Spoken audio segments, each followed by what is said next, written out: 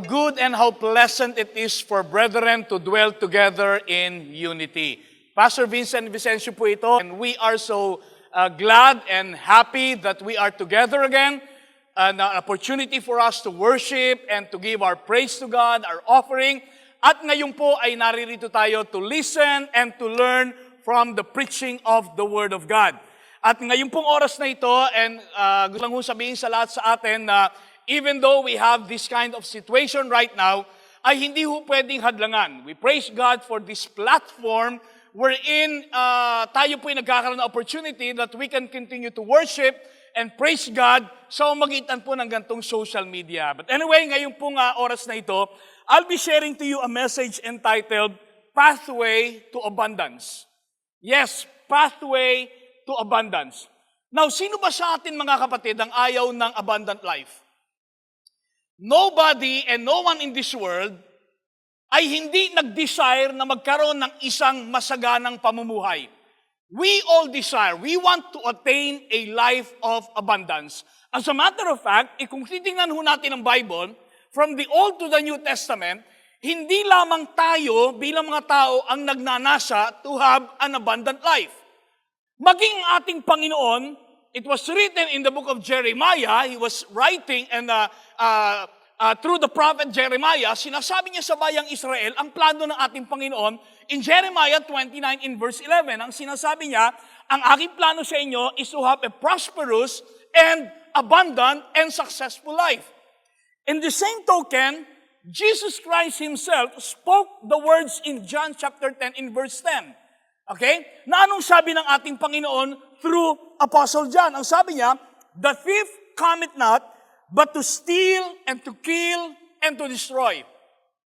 I am come that they might have life and that they might have it more abundantly. So from the Old to the New Testament, God wants us, tayo mga nilalang niya, na makaranas ng isang abundant life. Dahil sa John chapter 10, hindi lamang isang buhay ang ibinigay sa atin ng Panginoon, kundi sinabi niya, magkaroon sila ng buhay at isang buhay na ganap, kaaya-aya at masaganang buhay. Sa Amplified Bible, ito pong sinabi sa last phrase ng John chapter 10 verse 10. And having it in abundance to the full till it overflows. Amen. That is what God wants in our lives. God wants us to reach a life of satisfaction, a life of abundance, prosperity, and success. But we have to understand na mabago dapat ang thinking ng mga tao when we are talking about abundance. Bakit? Sapagat ang mentality ng tao sa panahon natin ngayon, when we say abundance, ang nasa isip ng tao ay, marami akong pera, abundant na ang buhay ko. Well, I have already reached and attained the highest level of education. So ako ay abundant na ang buhay ko. Masagana na ako, sapagat ang laki ng aking bahay. And these are wrong concept and worldly concept of the word abundance. So the purpose of this message is to somehow challenge, encourage, and correct our mindset on the word abundance. Meron pong pathway yan. Abundant life does not happen through our own efforts. Hindi nangyayari yan sa magitan na ng ating sariling kakayanan sa ating buhay. I strongly believe that in the Bible, there are specific steps in our walk in this pathway toward what we call abundance, which is God's desire, God's plan, and even Jesus Christ said, I have given you life, and I want you to enjoy and have a successful, and let your life na nakuha mo sa akin be abundant. It means it has to overflow. Ako naniniwala mga kapatid, ang desire ng Panginoon sa atin is to have an overflowing life. When we say abundance, it doesn't mean that ikaw lang ang meron. It means it has to overflow. It means someone around you should benefit from you. Yung pong sinasabi natin dito. Now, sa Colossians chapter 2, si Apostle Paul po ay nagbigay sa atin ng very important words to the Colossian Christians para humaintindihan nila yung desire ng Panginoon for them to have an overflowing life. Now, let me read the book of Colossians chapter 2, verses 6 and 7. Ang sabi doon, and now, just as you accepted Christ Jesus as your Lord, you must continue to follow Him. Verse 7, let your roots grow down into Him, and let your lives be built on Him. Then your faith will grow strong in the truth you were taught, and you will overflow with thanksgiving. Overflow. Yung po ang sinasabi ni Apostle Paul sa mga Kristiyano sa Colossae, na ang sabi niya ngayon, tinanggap niyo na ang Panginoon sa inyong puso, manatili kayo, lumakad kayong kasama si Kristo. Kayo ikay lumalim sa inyong pananampalataya, maitayo at ma-establish ang inyong buhay, because in that way, then you will overflow with thanksgiving. In the King James Version, yung salitang overflow, ang sabi doon, abounding therein with thanksgiving. So, dito po sa Colossians, ano ba ibig sabihin ng salitang abundance? Para maintindihan po natin ang ibig sabihin niyan. Well, sa Cambridge Dictionary, the word abundance simply means a situation in which there is more than enough of something. So, hindi ibig sabihin na ikaw ay marami ng pera, you are living an abundant life. It doesn't mean that if you already attain the highest level of your education, and you have a big house, and you have everything in your life as far as material and wealth is concerned, it's not tantamount that you are already living an abundant life. Sabagat yung salitang abundant life, it means more than enough of something. It's not just having the blessings of God. It's not just receiving your long-time prayer na tinagot ng Panginoon. Hindi lang yung ikaw ay nasatisfied, but there is more than enough, not for you to consume, but for you to cast it to other people. Yun po ang salitang abundance. Natingnan mo natin ang verse 6. Apostle Paul opened this word by two most important and powerful words. Sa King James, isang word lang po yun. Pero ang sabi niya sa verse 6, and now. In the King James, ang sabi doon, therefore. No, pag sinabi natin therefore, tumutukoy yan sa isang conclusion. Bakit? Sa chapter 2, verse 6, sinabi niya, therefore, and now. Anong ibig sabihin nun? Going back in context in Colossians chapter 1, as we all know, that Apostle Paul explains the lordship, the divinity, and the preeminence of Christ. Pinaliwanag niya yan, that Christ is the firstborn of all creation, He's the head of the body, at the head of the church, at lahat ng yan nandun. Pinakita ni Apostle Paul sa mga taga-Kolose, yung kalagayan ng ating Panginoon, na siya ay Panginoon, siya ay Diyos, siya ay preeminence, walang katad niya. And then, after Apostle Paul stresses the role of Jesus Christ in the life of the believers, then ang sabi niya, therefore, now that you already know, now that you already knew the role of Jesus Christ, that He is God, He is Lord, He is preeminent. The word Lord means the owner of everything. Ngayon, na alam nyo na kung sino si Kristo. Itong sinasabi ko sa inyo. And now, therefore, that you accepted the Lord Jesus Christ, itong Panginoon na tinanggap nyo sa inyong buhay, is not just an ordinary Christ.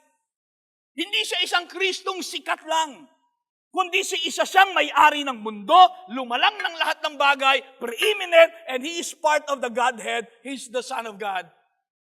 So ano pong sinasabi natin dito?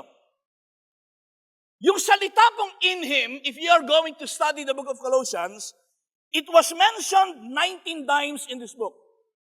Meaning to say, ang stress ng book of Colossians ay nakafocus sa ating Panginoon, hindi sa ating sarili. In chapter 1, inumpisahan niya to sa magitan ng pagkiklear sa mga Colossian believers kung sino ang ating Panginoon. And then sinabi niya, now therefore that you receive the Lord Jesus Christ, you continue in Him. Now, dalawang bagay po ang gusto kong ibahagi sa atin. Ano ang mga steps o yung pathway to abundance? We all desire to have that. Walang taong nagsabing, ang gusto ko, walang kwenta buhay ko. Lahat tayo nag-aspire. I want to have an abundant life. I want to have more than enough. Lahat ng yan. But you need to understand, ang salita ho ng Panginoon, nagbigay ng ilang importanteng bagay on how we can reach that what we call abundant life na design ng ating Panginoon sa atin. Two important things. Ilagay po natin sa ating isip at puso ito. Number one, if we want to reach that destiny of what we call abundant life, walking toward the pathway of abundance, the first thing we need to understand is we have to have a right foundation. Ulitin ko, tama na pundasyon sa buhay. Having a right foundation. Anong sinabi niya sa verse 6? Just as you accepted Christ Jesus as your Lord, you must continue to follow Him. Ngayong tinanggap mo na ang Panginoon sa iyong puso, ikaw ay lumakad sa Kanya. Sa ibang version ng Bible, you have to continue.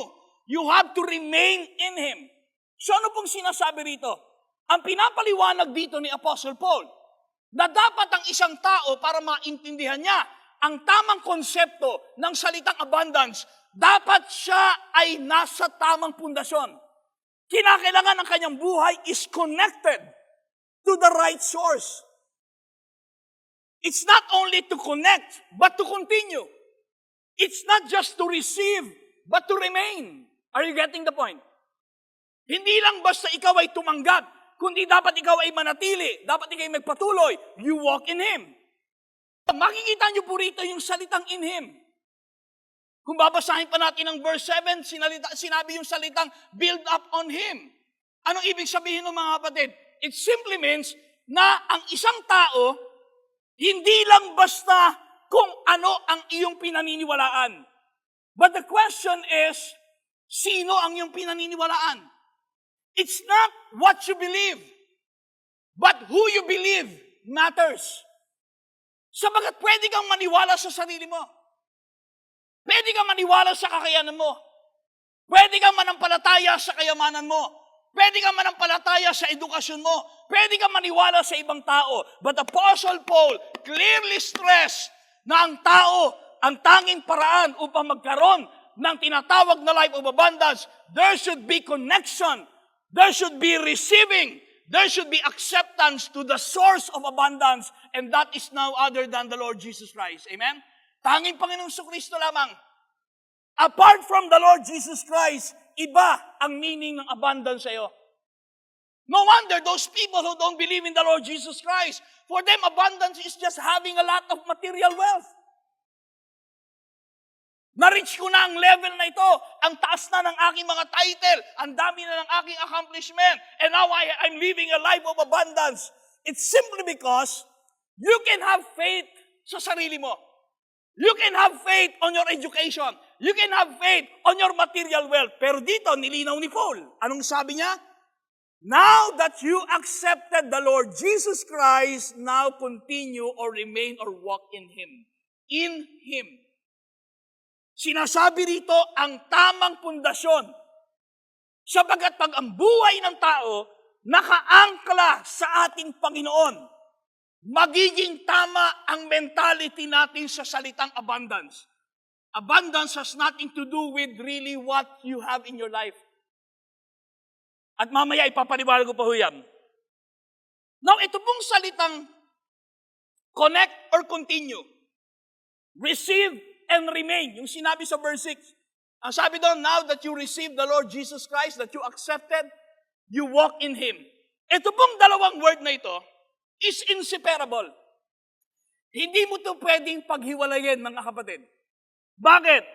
Because this defines a Christian life. Hindi po pwede na sabihin ng isang tao, ako'y tumanggap na sa Panginoon, okay na ako rito, total ako ay saved na. Masaya na ako rito. And then you will not follow the Lord. Well, pagka ganon, we are not a judge, but we can say na parang may doubt and question mark ang kanyang Christian life. Why? Because we are not designed just to accept the Lord. As book of Colossians chapter 2 is saying, now, as you accepted the Lord Jesus Christ, you continue and remain and walk in Him. Inseparable yun eh. Hindi naman pwedeng sabihin ng tao na ako'y sumusunod sa Kanya nang wala pa siyang natatanggap na source na ang ating Panginoon. It always goes hand in hand. Pag ikaw tumanggap, ikaw susunod. And it's very clear in the book of Acts chapter 2. Kung babasahin po natin ang Acts chapter 2, which is the history of the church, anong sinabi doon? Now they that gladly received the word were baptized. And then pagdating sa verse 42 or 40, hanggang 47, dire-diretso yan, nakita natin ang pagsunod nila sa ating Panginoon. Why? Because acceptance is the first step. Ang ngayong natanggap mo na ang ating Panginoon. What defines Christianity is you follow. Why? Because when you receive the Lord Jesus Christ, you experience freedom. Amen? But when you remain and you follow Him, you experience fruit bearing. Are you getting the point? It's freedom and fruit bearing. Pag ikaw tumanggap sa Panginoon, you benefit from it. Pero pag nagbubunga ka, your life overflows, then it benefits other people. To remain, to continue, to walk, ang ibig sabihin nun ay intimate. It means walk closely. Yun pong Greek word na ginamit sa salitang remain, continue, or walk, simply means to walk closely. It means in union with and conformity with Him. So ito po yung importanteng maintindihan natin sapagat we are living nowadays wherein people and Christians are saying, now that I received the Lord Jesus Christ in my life, ako naman ay hindi nakakalimot sa Kanya. Ako naman ay tumatawag pa rin sa Kanya kahit papano. Hindi naman ako nakakalimot sa Kanya at kahit papano po ay gumagawa pa rin ako mabuti. But the question is not that. Are we walking closely in God? Are we walking closely and in union with the Lord Jesus Christ? Bakit po? Because the word walk has many implications in the Bible. The first implication of the word walk is walking from a distance. Pwede kang sumusunod sa akin, pero ikaw ay sumusunod ng malayo. And this is what happened to Apostle Peter nang si Kristo po ay hinuli. Lahat ng mga disciples ay nawala. And then sabi ng Bible sa Matthew chapter 6 in verse 58, then Peter followed Him at a distance. Yes, sumusunod siya sa ating Panginoon, pero sumusunod siya ng malayo. The word walk also means following for a benefit. Na kaya sumusunod sapagat merong benepisyong nakukuha. Yan po'y pinatunayan sa book of John chapter 6 in verse 2. Ano pong sabi doon? A huge crowd kept following Him wherever He went because they saw His miraculous sign and as He healed the sick. So these people who follow the Lord only because they can receive something from God. So it doesn't mean that if you walk in Him or you remain in Him, means we are really remaining in walking. We can walk for a benefit, we can walk with Him from a distance, pero yung original word na ginamit, na sinabi doon, now that you accepted Jesus Christ in your life, you remain, you walk, you continue in Him, it means you walk closely. Now, how can you have union with Jesus Christ if you are separated? Does it make sense? So the first important aspect and step towards living a life of abundance is having a right foundation. And that foundation and that solid rock is none other than the Lord Jesus Christ Himself. You have, now that you accepted Him, you walk in Him, having the right foundation. The second step toward the pathway of abundance is not only having a right foundation, but number two, having a right process. We have to go through the right process. Bakit yung sinabing tamang proseso? Alam nyo, pagka merong pong hindi naman po ako marunong magluto talaga, pero alam nyo sa mga chef or chef kung anong tawag nila dyan, okay? Sa mga magagaling magluto, may tamang proseso ng pagluluto para lumabas ang tamang masarap na resulta ng pagkain. Lahat ng bagay sa mundong ito should undergo the right process to have a right product. Same for us. Bilang mga nananampalataya, ano pong sinabi niya sa verse 7? Sa verse 6, pinaliwanag sa atin ang tamang pundasyon. Dapat tanggapin mo ang Panginoon sa puso mo and then lumakad ka sa Kanya. Tulad ng sinabi ko kanina, it doesn't matter what you believe, but it's who you believe that matters. Having the right foundation, yung pundasyon na yan ng ating Panginoon. Pero pagkatapos nun, anong sabi ni Apostle Paul sa mga taga-Colossians? Ang sabi niya, then let your roots grow down into Him and let your lives be built on Him. It's all about Him. We are saved by faith. We will walk by faith. We will live by faith. From faith to faith, lahat may pananampalataya. Pero ang sinasabi ngayon dito sa verse 7, pananampalatayang nakikita sa mamamagitan ng ating mga gawa. Going through the process of Christian life is hard. Marami mga persecution, marami mga pagsubok, marami mga problema, marami mga misunderstanding, maraming conflict.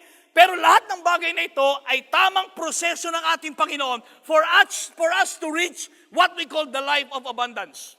Let your roots grow down into Him and let your lives be built on Him. Establish on Him. Have you noticed the word? Grow down.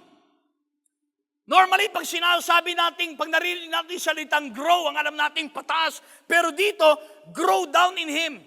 We have to be rooted. We have to build our lives not on our own selves, not according to our own capacity, but it is building our lives on Him and Him alone. Tandaan niyo mga kapatid ito, we are designed not just to be built, but to be a blessing. Dinisenyo tayo ng Panginoon hindi lang para maayos ang buhay natin. Ma-build natin ang ating reputation, ang ating destiny. No. God's design for us is to be a blessing to others. We are designed not just to be filled, but to overflow. Amen? Yun ang tema ng Colossians chapter 2. Overflowing life. Yun yung sinasabi ni John sa book of John chapter 10, na you are filled to overflow. Amen? And take note of this. We are filled, when we are filled, we benefit. When we overflow, other people benefit. So ngayon naintindihan natin mga kapatid, kung anong ibig sabihin ng salitang abundant life. Abundant life ay hindi ibig sabihin nun na na-reach mo na ang gusto mo ma-reach sa buhay mo. Natanggap mo na ang gusto mong matanggap sa buhay mo. Natapos mo na ang gusto mong matapos sa buhay mo. Nakamtan mo na ang pangarap mo sa buhay mo. Hindi pa ho abundance yun. Because when we talk about biblical abundance, it means a life that overflows, a life that becomes a channel to other people. A life na isang buhay na papapakinabangan ng Diyos para sa ibang tao. Kaya nga ang sabi ni Apostle Paul in the book of Corinthians or book of Romans, ang sabi niya, ang pinagmamalaki ko, yung mga bagay na ginawa ng Diyos sa pamamagitan ko. It's not really what God has done in our lives. But if there's one thing that we can boast of, it is what God has done through me. Yung bang may ibang taong pinagpala at ikaw ang ginamit ng Diyos? Yung bang merong ibang tao na naging matagumpay dahil ikaw ang ginamit ng Diyos? May ibang taong naging maayos ang buhay dahil ikaw ang ginamit ng ating Panginoon. Alam niyo, meron nga ako nabasa na ang sabi doon, paano mo raw malalaman na ang basket o yung timba ay overflowing o abundance? Ang sabi niya, pag nakita mong puno na yung timba, hindi pa ho abundant yon, ang tawag doon filled, full. Pero masasabi mo po na ang timba ay abundant na kapag ka ang paa mo nabasa na. It means yung napunong timba na apektuhan yung mga nasa ibaba. And I believe that this is God's design in our lives. God wants you and me to be used for His glory. God wants us to experience that abundant life that He purposed and He planned in our lives. That He wants you and me to be used for His glory for the benefit of other people. Kaya I challenge you, mga kapatid, ngayong oras na ito. Two important things. Number one, you will never really understand the word abundance, maliban na lang, you are in the right foundation. And I want you to know, the right foundation is none other than the Lord Jesus Christ. Kung ikaw ay nakikinig sa akin ngayon, at wala ka pang pagkakilala sa tunay na Diyos, bagamat sinasabi mo, I'm trying my best to reach and search God, but it can never happen unless you go through His Son, the Lord Jesus Christ. He alone, siya lamang ang pwedeng magbago ng ating buhay, ng ating pag-iisip, ng ating destinasyon sa ating buhay. That is the right foundation. Hindi pinag-uusapan dito kung anong paniniwala mo, kundi ang pinag-uusapan dito, kanino ka naniniwala. Jesus Christ said in John chapter 14, verse 1, believe in the Father, believe also in me. Now is the right time to ask the Lord, na sabihin mo, Lord, I'm a sinner,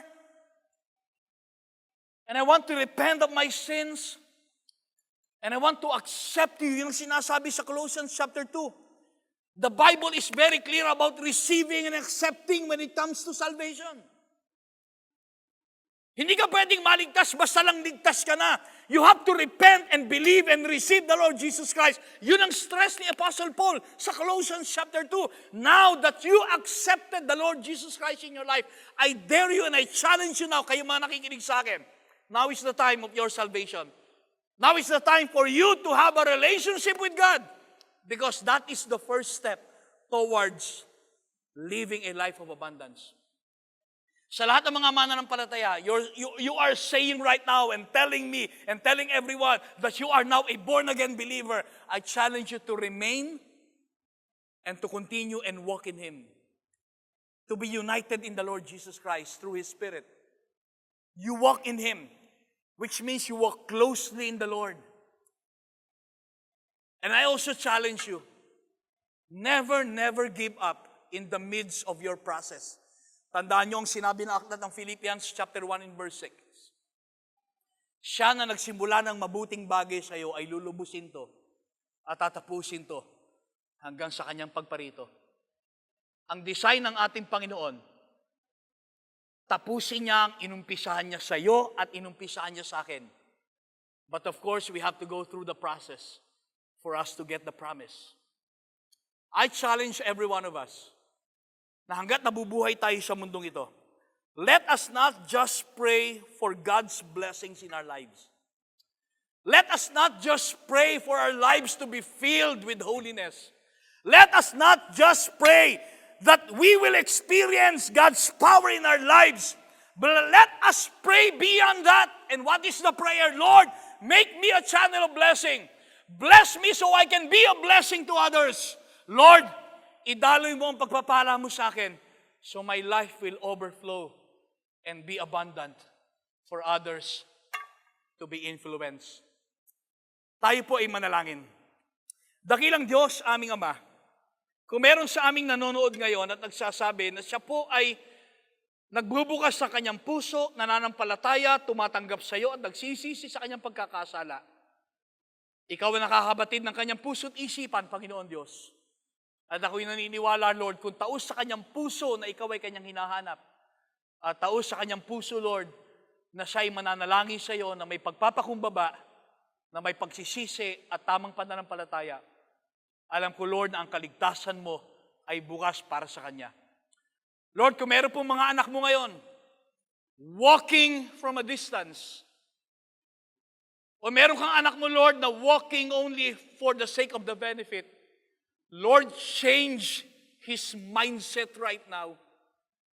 And let him or her understand that the word abundance simply means becoming a channel of blessing to other people. Lord, salamat po sa natutunan namin ngayon, Lord. Salamat sa iyong mga salita, and salamat sa opportunity that we can still listen and learn your words. We give you glory and honor. For this we pray, and all God's people shout, Amen and Amen.